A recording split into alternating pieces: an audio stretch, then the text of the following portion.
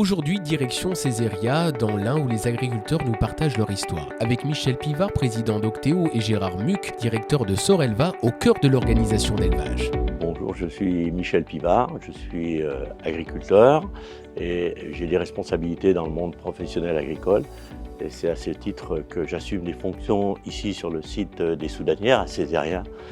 Je suis président d'un groupe qui s'appelle les organisations d'élevage et qui apporte des services pour différentes structures qui sont ici basées sur le site. Oui, bonjour, je m'appelle Gérard Muc, moi je suis le directeur de ces organisations d'élevage de Césaria. Donc j'ai le plaisir de diriger plusieurs des sociétés présentes sur le site, en l'occurrence 5. Je suis élu du territoire, donc sur la petite commune voisine de Césaria à Jasseron. Et donc je suis impliqué dans ces missions au quotidien et sur mon territoire pour le mettre en valeur le plus possible. Alors ces structures, elles sont diverses, mais elles sont le fruit de l'histoire.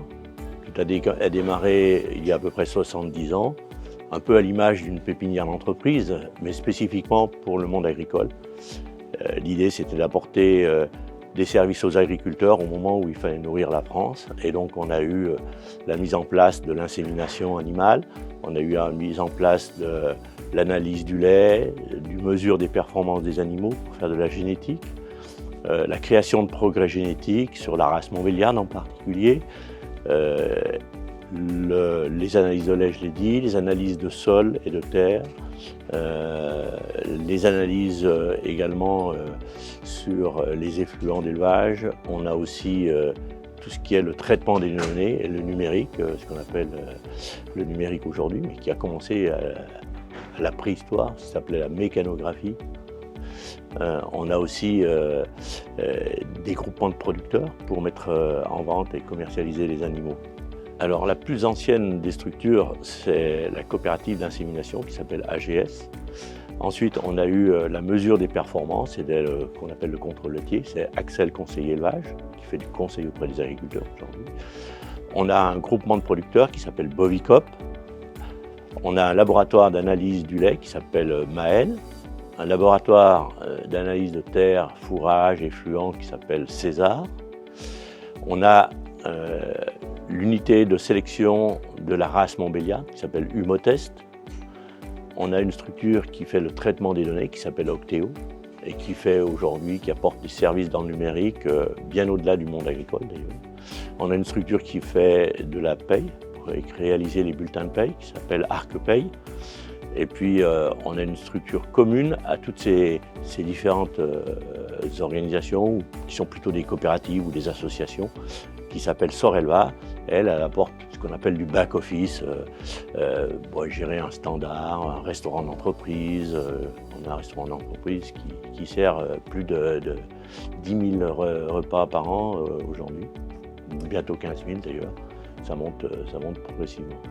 Alors, ce qu'il faut bien comprendre, c'est que sur ce site, on a un certain nombre de sociétés. Et à l'origine, ce sont la coopérative d'insémination qui a acheté ce site. Donc, à l'origine, c'était un domaine viticole qui a été racheté pour donc commencer à créer des services, des structures. On était dans les années 50 où il fallait réorganiser la vie et la structure de l'agriculture. Et à ce moment-là, donc, le site de Césaria a été choisi. Et au fil des années, des services se sont ajoutés. On a parlé du contrôle laitier, donc le contrôle de performance pour les éleveurs bovins. Puis ensuite, on a rajouté de l'informatique au travers donc, de ce qu'on appelait à l'époque CMRE. Et au fil des années, jusque dans les années 80, donc le site s'est regroupé, s'est constitué en plusieurs services. Et la volonté des dirigeants de l'époque, c'était de se mutualiser un maximum de services afin d'être le plus efficace possible et puis d'apporter des services au plus juste prix et au plus juste coût aux éleveurs du département de l'Ain. Ce site il a pris de l'ampleur au fil des années puisque maintenant la plupart des sociétés sont ouvertes au-delà du département de l'Ain au niveau de ces services. Alors c'est aujourd'hui un pôle de pratiquement 400 collaborateurs. Alors il y en a quelques-uns, même plusieurs, qui sont plus souvent sur le terrain, auprès des agriculteurs en particulier. Mais il y a évidemment ici sur le site des collaborateurs qui sont sédentaires. Alors oui, c'est la force de la mutualisation. Et c'est pour ça d'ailleurs que le site s'est développé et se maintient. Il est unique en France. Ce pôle d'organisation est unique en France. Et il permet d'apporter en particulier des services de back-office à des coûts très maîtrisés. Et parce qu'ils sont mutualisés, vous avez un service comptable qui est utilisé et facturé au coût réel et unique du besoin de chaque structure. Alors on a des visites régulières de collègues évidemment qui viennent des quatre coins de France pour voir ce qu'on a mis en œuvre ici. Alors c'est toujours compliqué, vous savez, de faire de la mutualisation. Il faut qu'il y ait une âme derrière, il faut qu'il y ait une incarnation avec une volonté collective pour y arriver, mais quand on veut, on le peut, la preuve. On est des structures privées, hein. Ce sont à la base des coopératives agricoles. Aujourd'hui, on a créé aussi des structures de type SAS, mais on ne bénéficie pas d'aide particulière au niveau des sociétés intrinsèquement. La seule aide qu'on peut avoir, c'est le soutien du conseil départemental de l'Ain, mais c'est des soutiens qui sont destinés directement à être versés à nos éleveurs par rapport à des soutiens ou des besoins de services qu'ils ont au quotidien. Donc on n'a pas de financement direct dans ce cadre-là, pas plus que quand on investit ici sur la modernisation de nos différents équipements, puisque au travers de la société informatique, des laboratoires qui sont très consommateurs d'évolution et de matériel, on doit subvenir et avoir un modèle économique qui tienne la route par rapport à nos équilibres budgétaires, qui sont aujourd'hui un petit peu perturbés, bouleversés par l'évolution du monde agricole, puisqu'on perd régulièrement, comme partout en France, des exploitants, des exploitations, des vaches, puisque sur un pôle d'élevage, la référence c'est souvent la vache laitière, en l'occurrence.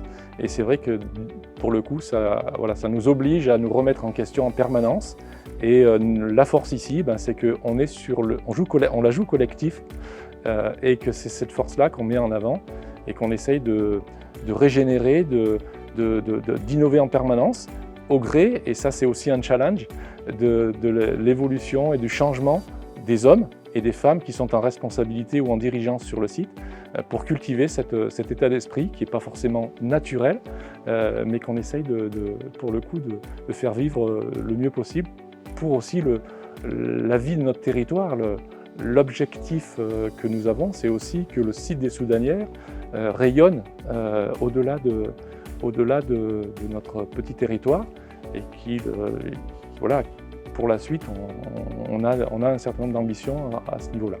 Alors, il y a des idées et on se tourne aujourd'hui au-delà de l'agriculture. Alors, je ne vais pas vous faire de dessin sur ce qui se passe dans le monde agricole. On est plutôt dans des phases de décroissance, hélas, je peux me permettre de le dire. Et donc, le potentiel de développement de l'agriculture, aujourd'hui, il est freiné par la conjoncture agricole. Et donc, si on veut continuer d'apporter des services de qualité, et c'est notre objectif, aux agriculteurs, aux éleveurs en particulier, on va chercher des relais de croissance en dehors de notre milieu traditionnel de l'agriculture. Et c'est ainsi que, en particulier sur le numérique, aujourd'hui on a un très gros développement en dehors du monde agricole pour apporter des services numériques aux TPE, aux PME, et Octéo aujourd'hui clairement a dans l'ambition d'adresser ce public des petites entreprises qui sont comme nous dans le monde rural, et de leur apporter les services qu'elles attendent à des prix très maîtrisés. Moi, je pense que le souhait, c'est de garder cet esprit de coopération entre nos structures.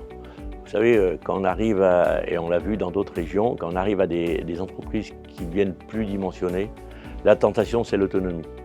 Et je pense que ce qui a fait la force de ce site ici, c'est de continuer à coopérer, même si on a des structures qui ont pris une certaine dimension. Vous prenez Humotest pour la race Montbéliard, c'est une diffusion mondiale de cette race qui est aujourd'hui assurée par cette entreprise. Octéo, c'est une diffusion de services sur toute la France avec une quinzaine d'agences, y compris une filiale en Tunisie. Et malgré cela, on arrive à garder un esprit de coopération et de mutualisation de moyens. À Césaria, les agriculteurs poursuivent leur engagement pour l'élevage, un défi quotidien que nous a raconté Michel Pivard et Gérard Muc, témoins d'un savoir-faire ancré dans le territoire.